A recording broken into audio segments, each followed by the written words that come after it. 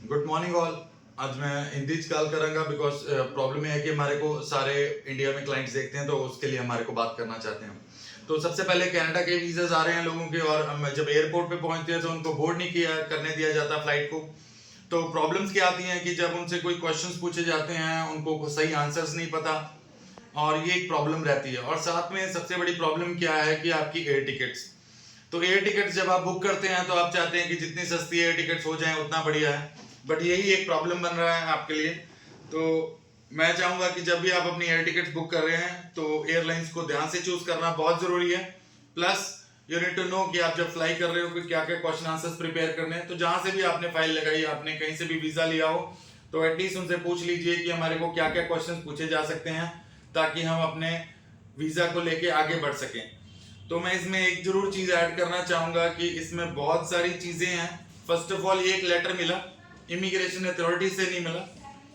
ये पहले जब एयरपोर्ट पे गए थे तब इनको रोका गया, और कल ये क्लाइंट आए थे मेरे पास जलंधर से, और इनका ये प्रॉब्लम था। फिर उसके बाद उनको एम्बेसी से लेटर आया, जब इमिग्रेशन वालों ने उनको ये लेटर भेजा और एयरपोर्ट वालों ने उनको बोर्ड नहीं करने दिया उनकी फ्लाइट को।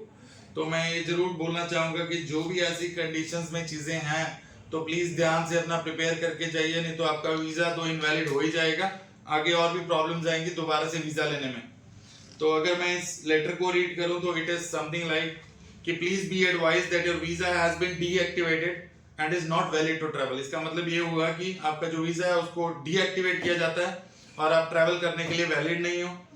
Adverse information has been received subsequent to the issuance of your visa suggesting that your circumstances have changed or you may no longer meet the requirements of the visa.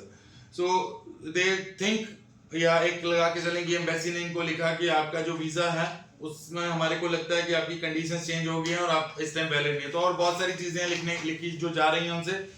तो एक कारण है जो आपका सारा का सारा मेहनत बेकार हो सकता है। तो इसमें मैं ऐड करना चाहूँगा कि अपने किसी भी कंसल्टेंट से आप फाइल कर रहे हैं तो उनको प्रेपरेशन कर लीजिए, उनसे कोई चार्जेस हैं तो उनका पे कर दीजिए। तो इसमें पैसे मत बचाइए, क्योंकि आपका वीज़ा लग चुका है और आप इसके लिए अगर थोड़ा सा और नहीं कर सकते तो आपके लिए प्रॉब्लम आ सकती है। एयरपोर्ट पे जब आप फ्लाइट को बोर्ड करते हैं, कहीं से भी आपने फाइल किया है तो प्रिपेयर हो जाइए इमिग्रेशन में जाने के लिए, बोर्डिंग के लिए, कि वो आपसे क्वेश्चन आंसर्स पूछ सकते हैं आपके फाइल के रिलेटेड।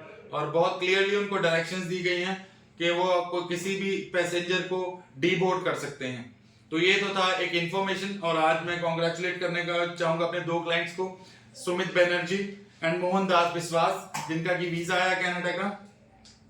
तो मैं इनका ओपन करके जो पीपीआर था उसकी स्टैंपिंग के बाद हमारे पास जब पासपोर्ट आया तो मैं दिखाना चाहूंगा इनका पासपोर्ट आपको।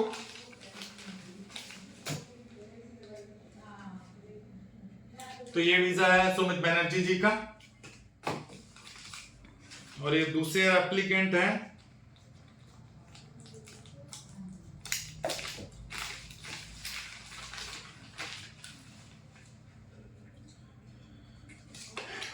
ये मोहन दास जी का वीजा, ये कनाडा का वीजा है।